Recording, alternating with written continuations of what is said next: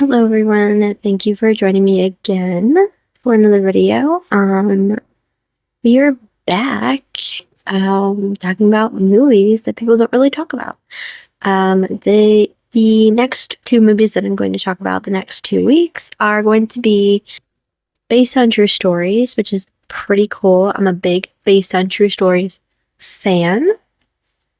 So let's get into it because this first one, it's pretty it's it's pretty crazy.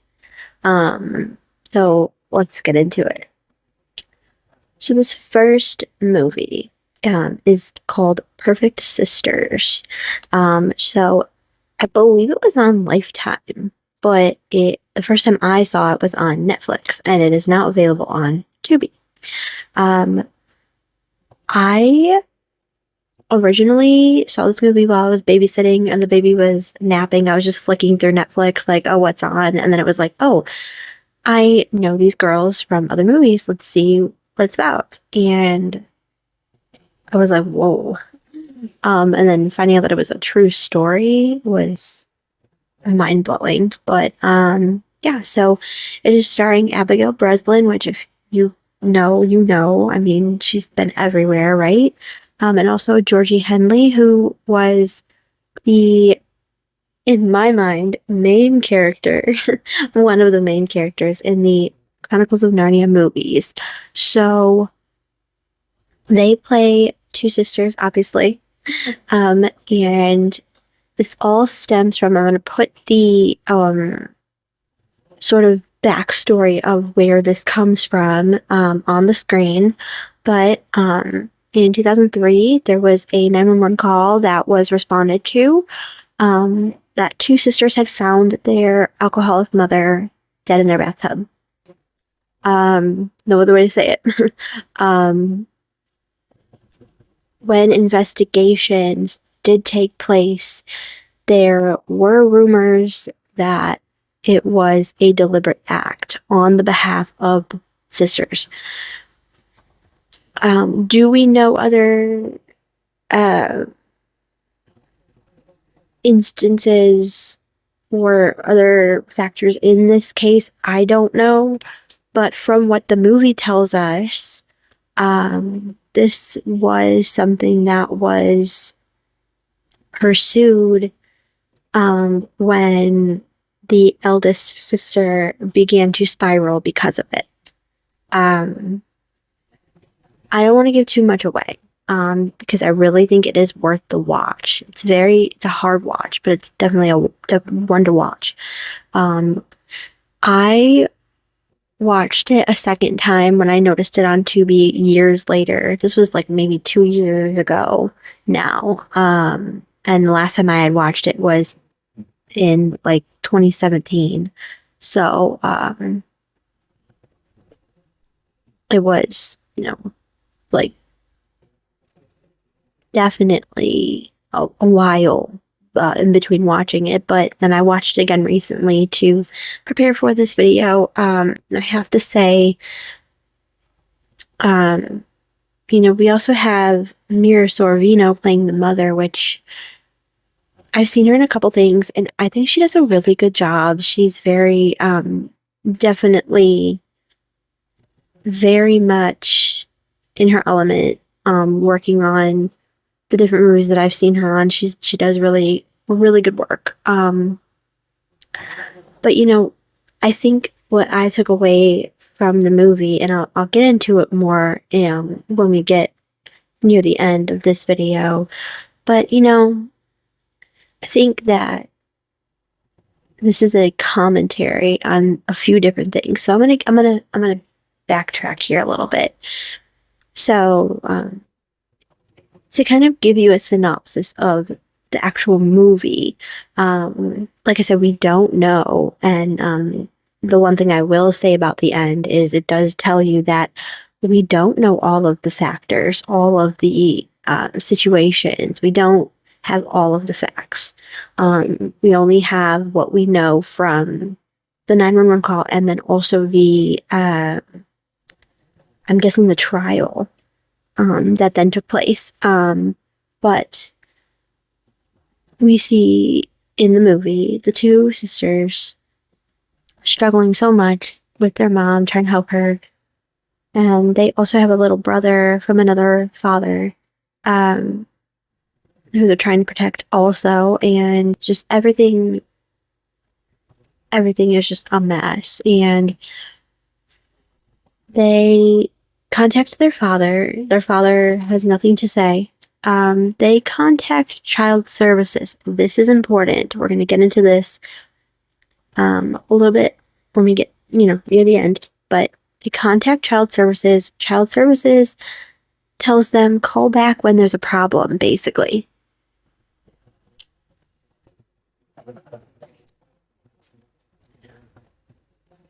What are we? They just told you there's a problem. You're not going to look into it. You're not going to try. You're not going to go to the house. You're not going to send someone to the house to look. I don't know. What is this? When left with no other option, the youngest daughter, who, I mean, the stuff that she had to fight through, I, I, I don't know. At least what they're telling us. Can't really say if it's a fact or not, but I am on the side of belief. So we're guessing this is statements that have been made that are now put into the story. As best I can gather. But she then is like, the only way that this is gonna work is if something happens. And even then, we have to be careful, because if something happens and it looks like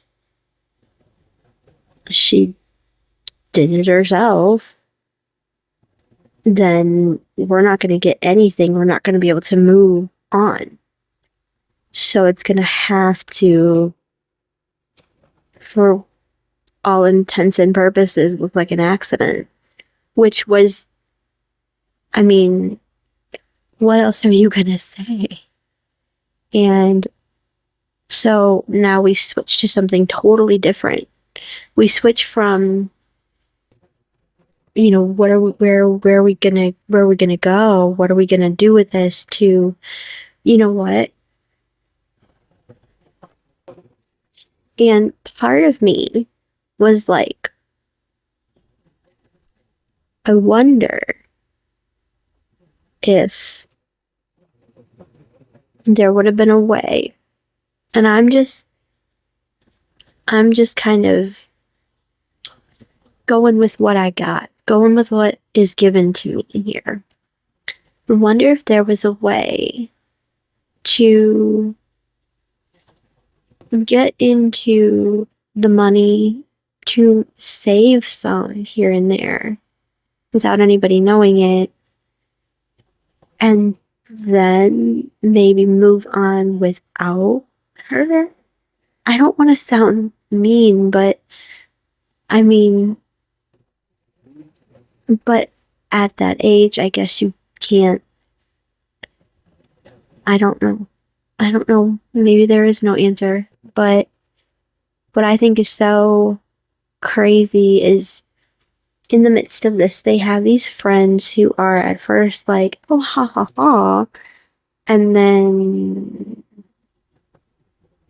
oh, well, I didn't think that it was for real. Oh, I didn't. So you're not going to help figure something out. You're not going to help be like, let me,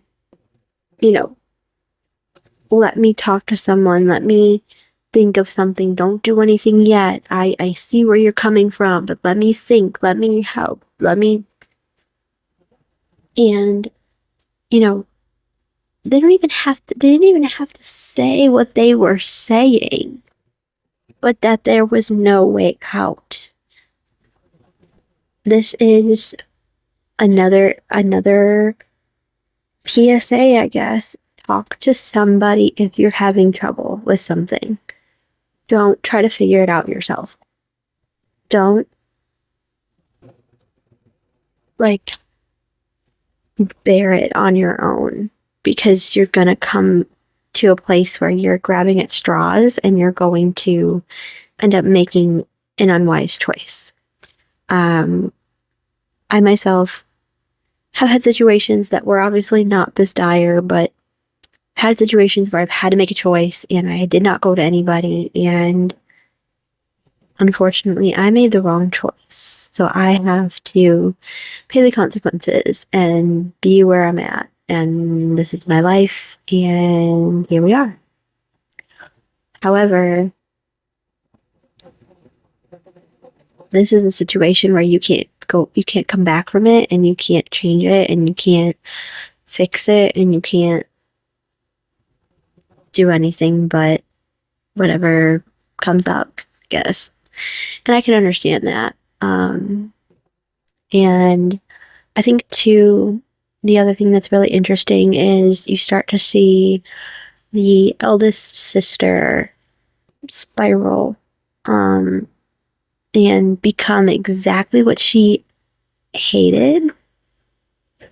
And the youngest sister saying in one particular scene, "You know who you look like? You look like Mom." And that, to me, is like, you can't get away from what you hate if you continue to sit in it. Am I saying that I know the answer? Again, no, I don't know the answer. But here we have a situation where a community should have stepped up and done something, and instead of being able to reach out, and there was just door slam after door slam, which made it more uncomfortable to reach out. So I'm understanding the vicious cycle of, if you reach out and you're shut down enough times, you give up. But when you give up, like I said, you put yourself in a situation where you start to make decisions that aren't such a good idea. And I think that this story is such a cautionary tale because on so many levels you have these issues. We have the issue of, the mom meets someone and he seems like he's going to be a nice guy, except for, he is just as bad as she is, and is, shall we put it, quite taken with the youngest daughter. And that is typical.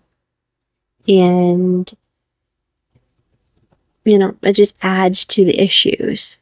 It adds to the problem. And when it directs then to violent behavior and then spills over to the little boy, that's when things change. And I kind of can't argue that that's an extreme situation. So,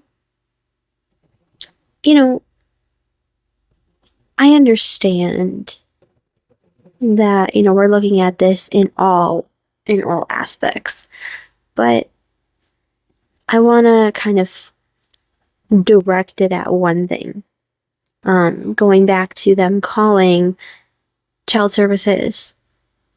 And things might be different now because, it's a little bit more protected, or protective, maybe.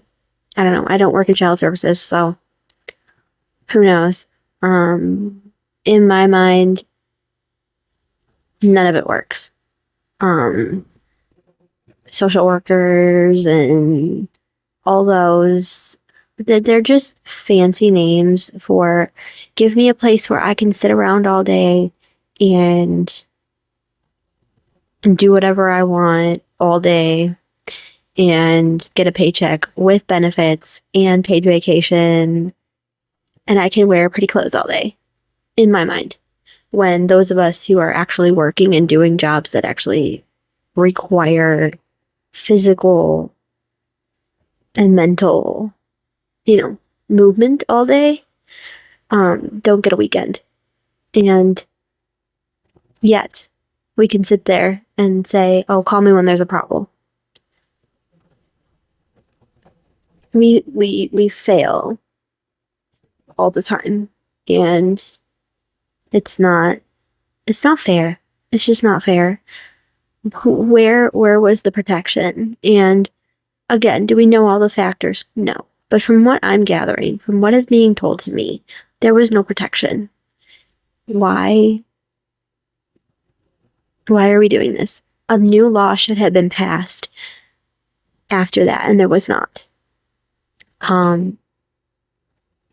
There should have been something that was passed to say, you know what, when a child calls, we need to at least send somebody out. I get it that there are kids that complain for everything.